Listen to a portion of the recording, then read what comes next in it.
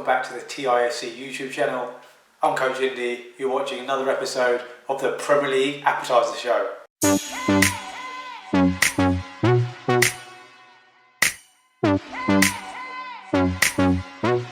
Today's episode we're going to be looking at game week 28 results, where there was only a round of fixtures, no additional fixtures, no one had two games. The last 4 or 5 weeks we've had lots and lots of games where teams have had extra games. This time around it was just one game for everybody, so we'll analyse that, see how teams got on there. Also I'll be looking ahead to game week 29, in which is only like 4 Premier League games sort of to discuss, given the fact it's FA Cup weekend as well, but we will touch on that as well. We'll also look at some injury news, we'll also look at Indy versus the rest of the world, in which there was some abysmal scores, should we say, but we'll touch on that as well. And then we'll also touch on some other news. In fact, that's where we're going to be starting. Before we talk about other news, I need you all to hit the subscribe button and click that notification bell. It does help the channel grow that little bit further and reach that few more people. We're trying to reach 10k subscribers in our first year. Also, there's going to be opportunities for you to leave a comment throughout the video as well. And please do drop it a like if you do like this type of video as well. So the first thing to talk about is the outrageous, the ludicrous, the ambitious Eric Lamela Rabona goal. Now, first thing to talk about is the magnitude of the game. It's a North London derby. It's not like, you know, Arsenal versus someone near the bottom of the league, with all due respect, or vice versa with Spurs against someone at the bottom of the table as well. It's a North London derby. It's a huge game. Secondly, there's obviously there's points at stake. We get that every week, but also given the fact where both teams are in the league, they're both wanting to get into European positions as well. So the magnitude of the game was huge as well. On top of that, the execution of the Rabona, like the way normally these types of things you would maybe improvise when the game's maybe 5-0 up, or the game's gone, or you're having a bit of fun, you might even do it training, it might even be from a set piece or something like that. But the fact that Lamela did it during open play, and the fact that he had to improvise given the touch that Lucas Moura set for him, was just absolutely perfect. And also it just looks like a bit better when it hits that side net and it just edges past Leno, and also goes through the legs. I think it's off Thomas Partey as well. So for me already, I think that's goal of the season, and I don't think that's going to be eclipsed. I called it at the time. I think I said that's goal of the season. No one's beating that. Leave a comment below, guys, if you think that is goal of the season. Just give me a thumbs up in the comment section. If you disagree with that and you think there's a better goal out there this season, leave me a name and the type of goal it is, because I do want to go and check that out. But yeah, literally that was outstanding from Lamela. I think he did get a lot of plaudits, and rightly so as well. And one other thing as well, I think he has scored a Rabona goal before. I think it was in the Europa League many years ago at White Hart Lane as well. So he has got previous in terms of the Rabona. Just moving on to some other things that not necessarily touch on the Premier League, but it's obviously other news as well. Lee Bowyer has resigned from his position as Charlton manager, which comes to no surprise. There's been rumours for the last year, 18 months, that he's not been happy, given the fact that the funds the club has got.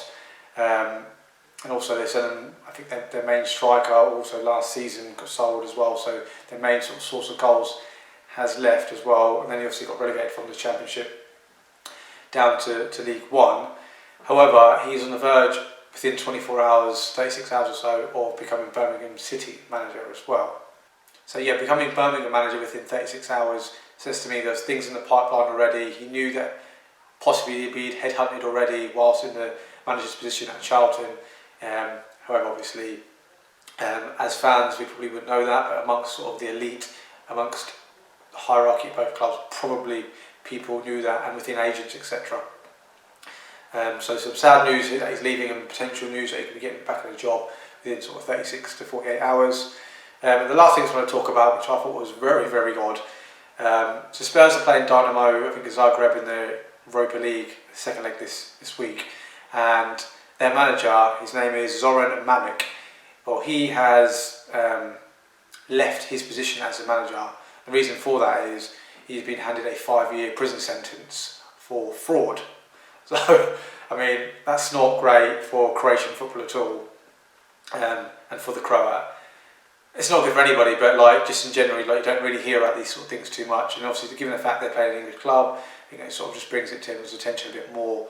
So Jose Mourinho will have a different sort of head-to-head, if you like, in terms of managers this time round, whether it be an interim manager or the youth team manager comes into play or they appoint someone before Thursday, I don't know. But yeah, he's been given a 5-year prison sentence for fraud. I don't know the extent of it, but yeah, that sort of hit the headlines yesterday, which I thought was quite interesting to hear.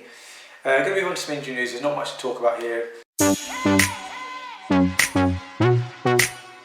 First thing to talk about is Marcus Rashford is back from Manchester United. Now, there was rumours that he could be out for 2-3 weeks with some potential ankle problems, not ankle, ligament damage, which was obviously positive news.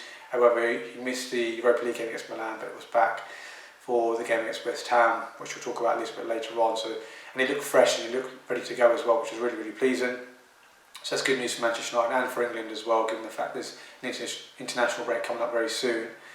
And then the other thing we can talk about is really, really sad, but positive news in the end is news about Rui Patricio. Now, I don't know if you guys were able to see the game last night, but there was a major incident where he had to be stretchered off and the paramedics had to come on, and there was a major sort of stoppage in the game for a good 10 minutes at least, I would say.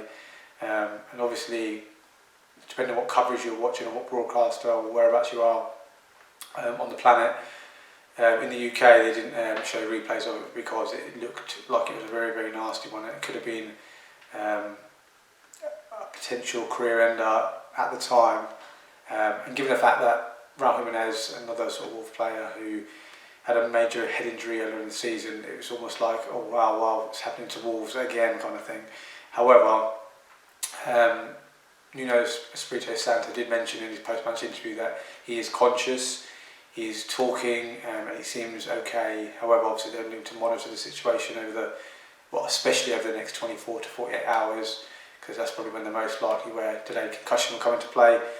But given the protocols, it'll probably be over the next 7 to 10 days. So I suspect he'll miss probably the next, I don't know if they've got a league game, they definitely haven't got a league game, but I don't know if they've got the FA Cup game, but if not, he won't miss any games. He'll probably come back after the international break, which will be good news for Wolves. Going to move on to game week 28 results now. So the first game to talk about is Newcastle versus Aston Villa. Jack Grealish wasn't fit for the game. Spoke about it last week. I said if he was fit, then Villa would be favourites. If he wasn't, then Newcastle would be favourites, and he wasn't fit. So in my mind, Newcastle were favourites in terms of wanting and the hunger for the 3 points could be greater than Aston Villa's. It turned out to be 1-1, 2 late-ish goals. I think there was a Kieran Clark own goal that gave Villa the lead towards the end of the game, but then Lascelles scored in deep into stoppage time to make it 1-1. So you could argue it doesn't really help both teams, but equally both teams will be happy that they haven't lost the game. Moving on to Saturday, then the early kick-off was Leeds versus Chelsea. This ended a 0-0. Which absolutely surprised me, given the fact that Leeds were involved, and I think they've been the team that's been involved in most goals this season, whether it be for or against. And just the way the dynamics and the tactics of the games, if you were trying to sort of predict it beforehand, you'd think there'd be lots and lots of goals in this game, maybe a 2-2, a 3-2 to someone. In fact, it was 0-0, very, very surprising. There was, I think, a goal disallowed for Leeds in this game as well. Chelsea had a couple of chances with Havertz and 1 or 2 others as well. Cameron Hudson-Odoi when he came on. However, 0-0, both defences on top. Both teams, Leeds will probably be the happier given the fact that Chelsea's record since Tuchel's come in charge, and the defensive record in particular as well. So, yeah, one other note to sort of mention as well, Patrick Bamford went off injured in that one as well, and we don't know how long he's going to be out for, potentially a little while. Moving on to Crystal Palace versus West Brom, as game finished 1-0 to Crystal Palace. For me, this absolutely cements West Brom's relegation now, and probably puts on the record that Sam Allardyce will get relegated as a manager unless he decides to jump ship, which wouldn't surprise me. That might happen over the international break, just because they probably want to protect that record as a manager. So yeah, 1-0 win for Palace, and they climb the table up to, I think, 11th in the league. Moving on to Everton versus Burnley, a bit of a shock result this one, finished 2-1 to Burnley. You expect Everton, given the fact they're fighting for European positions, to have that bit more of an edge to them, and also having a fully fit squad as well, other than sort of James Rodriguez being out injured. However, they did lose Pickford during the game as well, so maybe that played a part, because a young lad, not Olsen, the other young lad, have to remind me, guys, leave a comment if you know your Everton goalkeepers, guys. I think it's like Vitina or something like that. He had to play, and he looked out of his depth, let's just put it that way. So yeah, that sort of, I wouldn't say it was at cost or at fault for any of the goals that Burnley scored. In fact, I think they've scored when Pickford was on the pitch, sorry, should I say. So yeah, disappointing for Everton, and obviously a good win for Burnley. And that really does edge them a bit closer to safety. Obviously, mathematically they're nowhere near safe, but it does sort of give them a bit of a cushion. Fulham versus Manchester City. Now, I predicted this would be a tighter game than it was. Finished 3-0 to Man City. In the first half, it probably was quite an even game. Man City found it difficult to sort of break down Fulham, which, again, what I sort of hinted at last week, having sort of a really, really strong defence and tightening things up all over the park, really, and preventing sort of the opposition to limited chances was my sort of outlook and prediction on it. However, the second half, Man City came out and absolutely steamrolled them. However, Fulham did play their part in terms of making an error or two. Jesus with the goal, Guerrero with the penalty as well, which was good to see both the strikers starting together and scoring as well. And that sort of puts Man City back to back-to-back wins since the defeat in the Manchester derby last weekend. Moving on to Sunday then, Southampton versus Brighton. Expect this to be a very sort of tight game, and it proved to be the case. Finished 2-1 to Brighton, a very, very good result for them, and that actually brings probably Southampton into the mix in terms of the relegation battle and teams that potentially could get drawn into it, given the fact that Southampton's record is very, very poor over the last sort of 10 games, if you like, ever since sort of the second round of fixtures, if you like. I think they've only picked up maybe 1-2 points in the last sort of 10 games. That is definitely relegation form. Leicester versus Sheffield United now. This finished 5-0 to Leicester City. We heard about the news about Chris Wilder. He resigned / left Sheffield United sort of the night before, and an interim manager had sort of taken his place. I think it was Heckenbottom. I'm not sure his position beforehand. I think he was nothing to do with the club, but he's come in and sort of taken interim charge. I suggest probably just over, possibly to the end of the season, or at least up until the international break, and then maybe a real assess over that period. But it was all about Kelechi Iheanacho, scores a hat-trick, and a really, really sort of nice sort of comments he made after the game. He obviously had the interview because he got man of the match, and because it was Mother's Day, he said, "I lost my mother when he was 14 years old. I want to dedicate this to all the mothers that care for all their children out there." And I just thought that was a really class moment for Kelechi Iheanacho, given the fact that he's not really played loads and loads of games in his Leicester career. I think he's getting a bit of a run of games now, which he deserves. I think he's always been a good goal scorer in terms of when he has played a decent run of games. And now he's getting that sort of run of games. He's now proven to be a bit of a goal scorer. And that sort of moved Leicester into second in the league for a period of time. Moving on to the North London derby then, 2-1 to Arsenal finished. I would say Spurs didn't deserve anything from the game. The fact that they went 1-0 up through the Lamela Rabona goal was definitely unjust. And fair play to Arsenal, because they could have really crumbled at that point, given the fact they were playing really, really well, creating chances, hit the woodwork, I think twice actually, and then obviously to go 1-0 down thinking, oh, here we go again. It's a typical sort of Jose Mourinho team sort of response. However, they continued with their mentality and their approach, and credit to Arteta and the coaching staff for instilling that over a number of months, and I think over a year now he's been in the job, so that's sort of credit to him and the way he sort of approached and demanded that mentality from his group of players. Turned it around, a 2-1 victory, and Lacazette scoring a penalty, which was an interesting choice, which we'll just touch on actually. So Aubameyang, you expect to sort of start the game. However, Arteta did allude to disciplinary issues was the reason why Aubameyang didn't start. Obviously, Aubameyang is the club captain as well, which is I think is actually really strong management. You will have a process. No one can go beyond these sort of guesses and no's and protocols, if you like. This is our boundaries. If we go beyond them, there will be punishment, regardless of the status or how much money you're earning, etc. So that's strong management. He came out and said it. Didn't have to divulge in terms of the reasoning behind it. However, there was a few rumours that he was maybe late for a meeting, etc. Moving on to the last game on Sunday night, which was Manchester United versus West Ham. It was before the weekend started, 2nd versus 5th, and it was 3rd versus 5th when we went into the game. Finished 1-0 to Manchester United. Now, West Ham didn't really have anything in the first half, and that's not to say Manchester United created loads and loads of chances in the first half, because they didn't. It was difficult for United to sort of create much. Now, I touched on Rashford was available, so that gave them a bit more of a attacking edge, if you like, in terms of on the left-hand side having Rashford and Luke Shaw on that side. And it was actually fact an own goal that Manchester United scored from. It was a set piece in the second half, which Bruno took.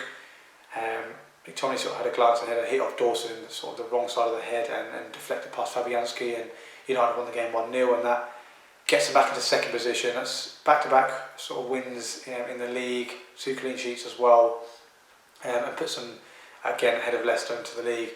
And also now the biggest sort of significance from that for me is the fact that we are now 9 points clear of 5th place in the league, which is West Ham at the moment. You know, things can conspire really, really badly in both ways. I was saying, if United had lost that game, obviously it would have been 3 points between us and West Ham. West Ham had a game in hand as well, so it could have been all of a sudden they win their game in hand and it's back to even. So the fact that we've won that game, it just really does sort of open up that bit more. And yeah, 9 points clear of sort of 4th position is massive at this stage of the season, getting into sort of the final stretch, if you like. All I'll say is West Ham did sort of have a bit more impetus and a bit more ambition in the second half, and did play a lot better. I think the substitutions did help that in terms of bringing on Lanzini and Ben Rama, etc. Moving on to the Monday night game, the final game, Wolves versus Liverpool. Finished 1-0 to Liverpool. Diego Jota actually scored against his former team, which was an interesting moment for him. And would he go out and celebrate big time, or would he just be humble about it? I think he looked like he wanted to celebrate, but then he sort of reined it in and kept himself humble and recognised where he was at, especially at Molineux, where he had sort of a good 3-year spell, and he recognised that he didn't want to be disrespectful, which is fair enough, and shows a bit of class to the lad as well. That puts Liverpool into 6th in the league. I think only 5 points outside the top 4 now, which is huge for them going into the final stretch as well. No alarm bell, should I say, for Wolves. They'll carry on going. I'm sure they'll have probably Patricia back when the international break has finished. Going to look ahead to game week 29 then, and just like I touched on earlier, there's only 4 games to sort of talk about, but we will talk about them. The first game is Friday night, Fulham versus Leeds. Big game for Fulham. Can they pick up a 3 points, if you like, a W, when teams around them aren't playing until either the next day or aren't playing at all? And that will really put some pressure on the likes of Brighton, for example, and Newcastle, who play each other the next day.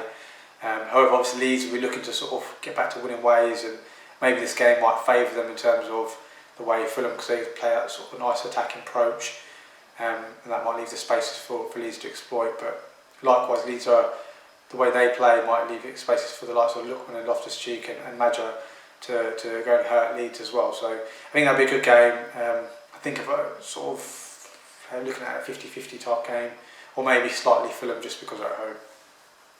Like I said, there's only 4 games, so there's one game on Saturday as well, which is Brighton versus Newcastle. That's another 8 o'clock kick-off. Huge game at the bottom of the league. I think Brighton will go into the game favourites. Generally speaking, they're in a better run of form. I think they've only had 1 defeat in the last 6 or 7 games, and that was against Leicester sort of a fortnight ago. And obviously they won their last game away to Southampton as well. So if they can put back-to-back wins together, I think they'll fancy themselves to push themselves out of the not out of the relegation zone, but further away from the relegation zone, and that'll probably give them all the momentum going into again the final stretch. But equally, Newcastle need the 3 points as well, and will be fighting tooth and nail to pick up that W. And obviously, there's no good time to lose, but especially going into an international break, you don't want to have that bitter taste, that negative feeling going into an international break.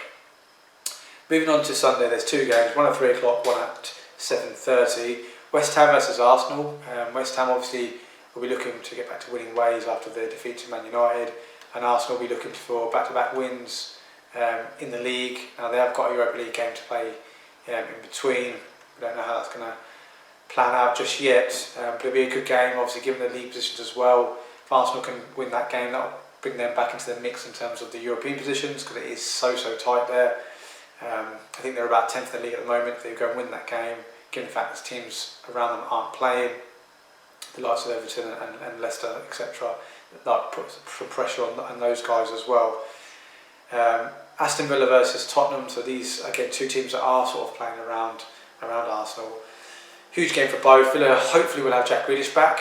We don't know at this stage yet. Obviously he's their talisman, he's their go-to player, he's their leader, he's their best player, and if he's back it's just going to inspire everybody else and give everyone else a lift. And obviously Spurs losing the North London derby, they've still got the Europa League game to play yet, so we don't know how that's going to be.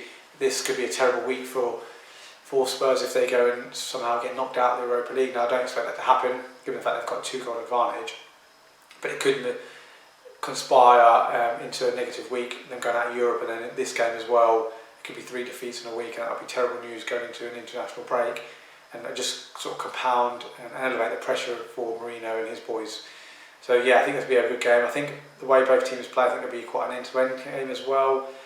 One thing we'll touch on is Son did pick up a bit of a hamstring injury. Now whether he'll be fit for this game we don't know. Certainly I don't think he'll be available for the Europa League game, but again we don't know. It could be that Mourinho lowballs it and says he's out for a period of time like he did with Harry Kane, and then he's all of a sudden fit within like sort of a week or so. So we don't know at this stage, but if I suggest if Son is back for this game and they've got Bale and they've got Kane and they've got Moura, they have a lot of attacking flair type players going for the game, and that will leave a lot of transitions because Villa have got them types of players as well in terms of Traore and if Grealish is back as well. So yeah, it'll be a very, very good game if both teams can field a strong team or their strongest team. Going to move on to Indy versus the rest of the world then. This time round I had an old school friend, if you like. His name was Kev Bedingfield, I think his name is, his surname, sorry. So he got involved, he was happy to get involved, he's an Arsenal fan as well. Just going to jump into the results. I touched on it earlier, not the best results for both of us, however it wasn't completely disastrous where we didn't get any points at all. So first game was Newcastle versus Villa. We both went for Villa 2-1 wins, and it finished 1-1, so we don't pick up any points there. Leeds versus Chelsea, we actually both went for 3-2 wins to Chelsea, so we both predicted lots of goals, which is what I touched on earlier on. However, it was I wouldn't say a bore 0-0, but it was a 0-0. And again, so we don't pick up any points there, which is disappointing. Palace versus West Brom. Now I went for a 2-1 win for Palace. 2-1 win for Palace, and he went for a 1-1 draw. Finished 1-0 to Palace. So I picked up 2, and he's picked up 0. So one of us are off the mark for now. Everton versus Burnley. Both of us went for Everton wins. I went 1-0 to Everton. He went for a 2-0 win to Everton. It finished 2-1 to Burnley. So again, 0 points apiece. Fulham versus Man City. I went for a tighter affair. I went for City to win it 2-1. He went for a massive margin of victory for City. He went 4-0. And obviously he was closer because City won 3-0. So none of us were correct in terms of the scoreline, but we both picked up 2 points as a result. Southampton versus Brighton. We both went for 1-1 draws. It finished 2-1 to Brighton. Again, 0 points apiece. Leicester versus Sheffield United. Both went for Leicester wins. I went 2-1 to Leicester. He went 2-0 to Leicester, and obviously finished 5-0. So we both picked up 2 points. We keep moving. Arsenal versus Spurs. I went for Spurs to do a job on Arsenal 2-1, and he went for a 2-2 draw. So he sort of saw it a bit more balanced, if you like. And obviously Arsenal actually won the game 2-1. So actually neither of us picked up any points there. We move on to Manchester United versus West Ham. Both went for 1-1 draws. We both thought Manchester United would pick up at the W, and thought West Ham would cause Man United some problems, and they did. However, Man United won the game 1-0. So we don't pick up any points, and we keep moving. Last but not least, Wolves versus Liverpool. I went for a 2-1 win to Liverpool. He's gone for a 2-0 win to Liverpool. Finished 1-0 to Liverpool. So we both picked up 2 points there. So scores on the doors, if you weren't sort of working it out as you're going along. I picked up 8 points, and Kev has picked up 6 points for the rest of the world. So 8 plays 6, 2 point advantage for me this week. So that brings the cumulative scores. So moves Indy from 218 to 226, and moves the rest of the world from 221 to 227. So there's actually 1 point in it now. Obviously last week the rest of the world took the lead for the first time in about 8-10 weeks. Thanks to Matt Brody's score of 18. I had a 3-point advantage going into this week. However, I've trimmed it down to 1 going into sort of the final stretch. Now, I'll be interested next week when we've only 4 games to sort of predict. So maybe there could be a 0-0 situation here, or someone gets 0 points, which would be disappointing. But it's just how the fixtures have turned, so and landed, if you like. So, guys, that concludes another episode of the Premier League Appetiser Show. If you do like this whole video, please do drop it a like. It does help the channel grow that a little bit further and reach a few more people. Again, if you haven't subscribed to the channel, please do so. Click that notification bell, and we'll see everyone next time.